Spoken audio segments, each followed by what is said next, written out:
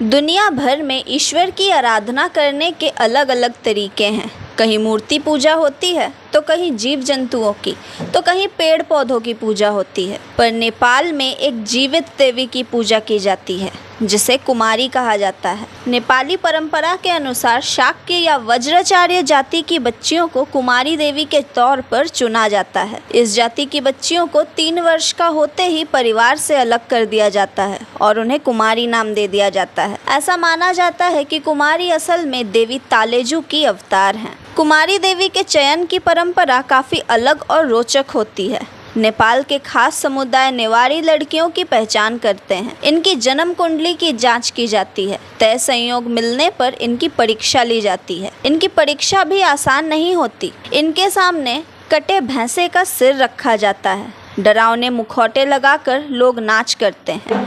इन सब से अगर बच्ची बिना भयभीत हुए आगे बढ़ती है तब जाकर उसे देवी माना जाता है। कुमारी बनने के बाद उसे समाज से अलग एक निश्चित जगह रखा जाता है जिसे कुमारी का घर या कुमारी महल कहा जाता है। कुमारी देवी अपना समय धार्मिक काम में बिताती हैं। उनके पांव जमीन पर नहीं पड़ने दिए जाते। वे साल में एक बार बाहर निकलती हैं और भक्तों को दर्शन देती हैं। इस मान्यता की शुरुआत 17वीं शताब्दी में हुई थी। राजा जयप्रकाश मल्ल ने सबसे पहले इसकी शुरुआत की थी। कहते हैं एक दिन जब राजा प्रकाश मल्ल अपने राज्य में गश्त कर रहे थे तो उन्होंने एक लड़की को देखा जो पासे के खेल में निपुण थी। उसने उसके खेल को आत्मसात कर लिया और देखा कि वह हर बाजी जीत रही थी। राजा प्रकाश मल्ल स्वयं पासा बजाने में माहिर थे, इसलिए उन्होंने उन्हें अपने साथ खेलने के लिए आमंत्रित किया। लेकिन वो उस लड़की के खिलाफ एक भी बाजी नहीं जीत सका। उसे बहुत आश्चर्य हुआ। वे लोग एक के बाद एक खेल खेले जा रहे थे। धीरे धीरे राजा को लड़की के प्रति आकर्षण महसूस होने लगा।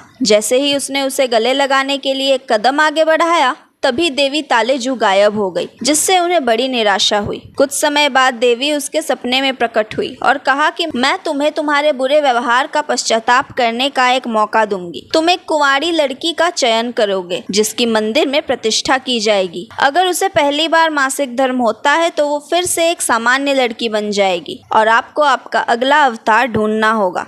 राजा ने खुद को सुधारने के लिए देवी के आखिरी मौके को स्वीकार कर लिया और तुरंत कुमारी महल का निर्माण करवाया। एक और कथा के अनुसार ये कहा जाता है कि राजा प्रकाश मल्ल रात के समय देवी तालेजू के दर्शन करने जाते थे, जहां देवी मूर्ति से स्वयं को सुंदर स्त्री में बदल लेती थी और त्रिपासा खेलती थी। देवी हर रात राजा को अपने कक्ष में इस शर्त पर बुलाती थी कि राजा उनकी मुलाकात के बारे में किसी को नहीं बता सकते। एक दिन राजा की पत्नी ने यह जानने का फैसला किया कि राजा हर रात कहाँ जाते हैं। वो उसके पीछे पीछे देवी तालेजू के कक्ष तक गई और तब उसने राजा और देवी को देख लिया। देवी को जैसे ही राजा की पत्नी की उपस्थिति के बारे में पता चला तो वे क्रोधित होकर चली गईं और दोबारा कभी उन्हें दर्शन नहीं दी। देवी के चले जाने के बाद राजा दुविधा में पड़ गए। लेकिन एक रात देवी ने राजा के सपने में दर्शन दिए और कहा कि शाक्य जाति से एक बालिका ढूंढो। मैं उसकी आत्मा में प्रवेश करूंगी और तुम उसकी उसी तरह पूजा करोगे जैसे तुमने मेरी पूजा की थी। इसके बाद राजा शाक्य जाति के एक बच्ची की तलाश में गए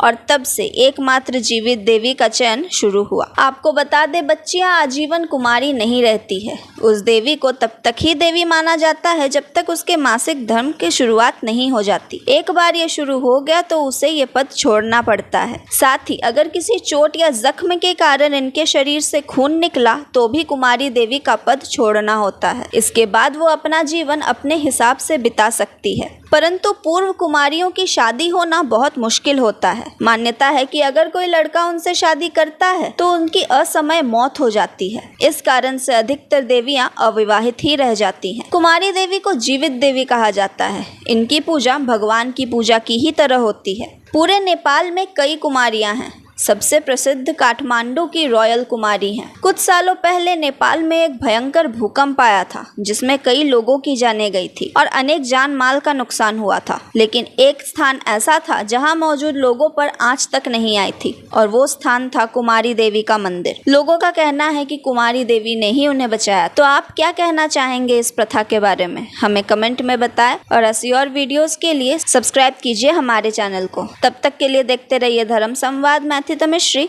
धन्यवाद।